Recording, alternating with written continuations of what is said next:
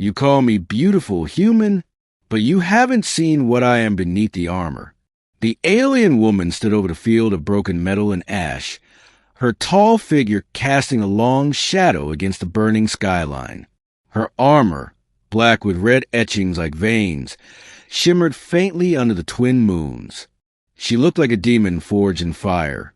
Fierce, untouchable, flawless in form and movement. Her name was Kalith of the Skarn Dominion, a name that made many humans flinch. She was a war commander, a symbol of alien fury. And right now, she was injured, stranded, and very much at my mercy. I had found her among the wreckage of the final battle. Her breathing labored, her arm limp, blood dripping steadily from beneath her shoulder plate. She didn't move when I approached. She just stared at me, golden eyes narrowing. "You came to finish me, human?" she asked, voice rough from smoke. "No," I said. "I came to help you." Her laugh was dry, almost cruel. "Help your enemy?" "I've stopped seeing you that way," I replied. I expected her to spit at me or threaten me, but she just looked confused, like no one had ever said such a thing to her before. Her breathing slowed. Then, as I crouched to stabilize her wound, she whispered, "You're a fool." "Maybe," I muttered, applying pressure. "But I'm a fool with a medkit."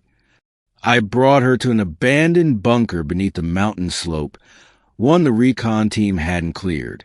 No patrols, no drones. Just her, me, and the silence of the aftermath. Days passed.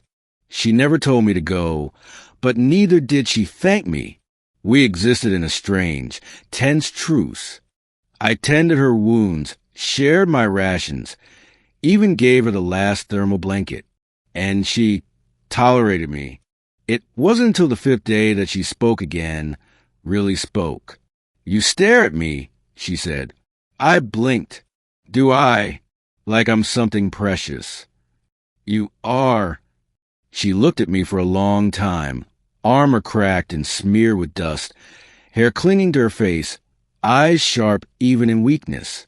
"I am Skarn," she said. "I have burned cities, broken warriors twice your size." "I know." "Then why do you call me beautiful?"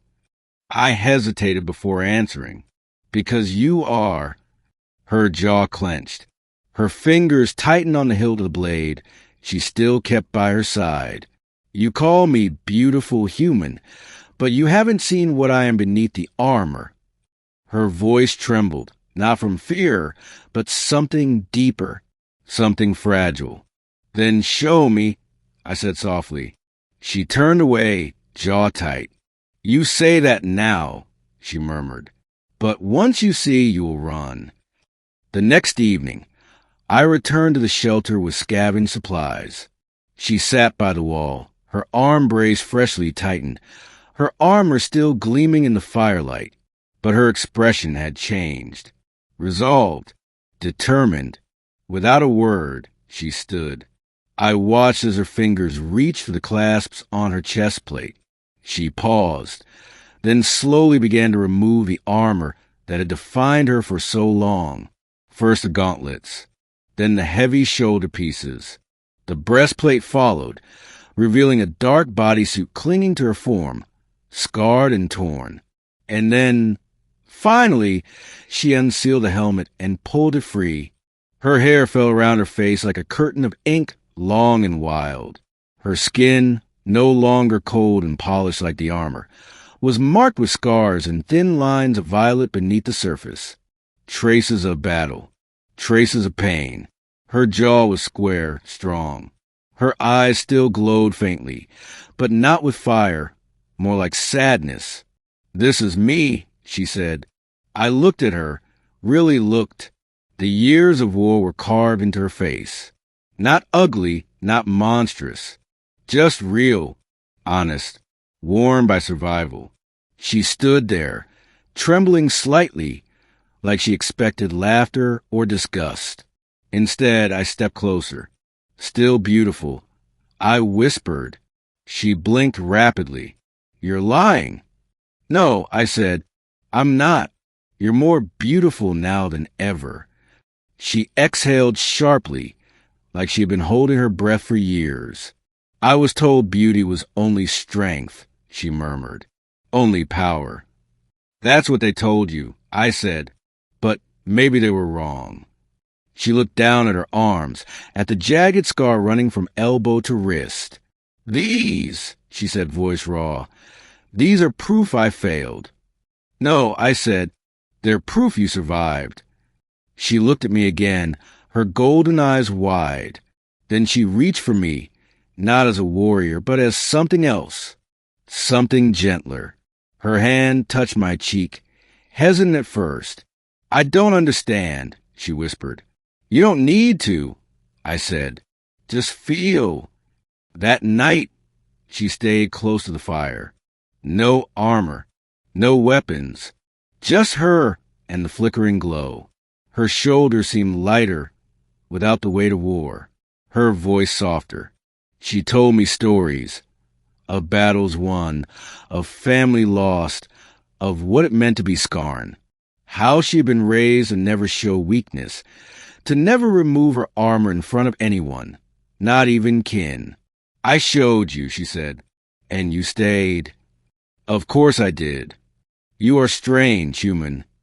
I smiled. "You say that like it's a bad thing."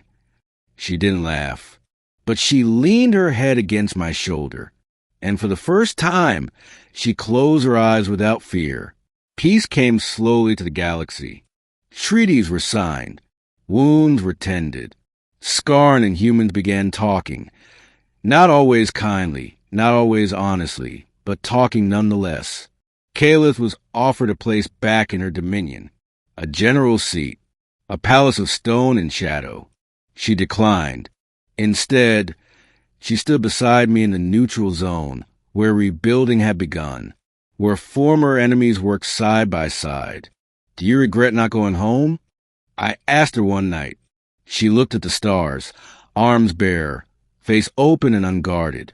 "No," she said. "For the first time, I think I am home."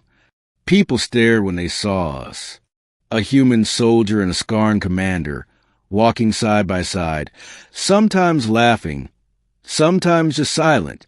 They whispered, questioned, but she no longer wore her armor. She didn't need to. She had learned what I already knew, that what lay beneath was not a monster or a weapon, but a woman. Scarred, powerful, kind, a survivor, and beautiful, always beautiful.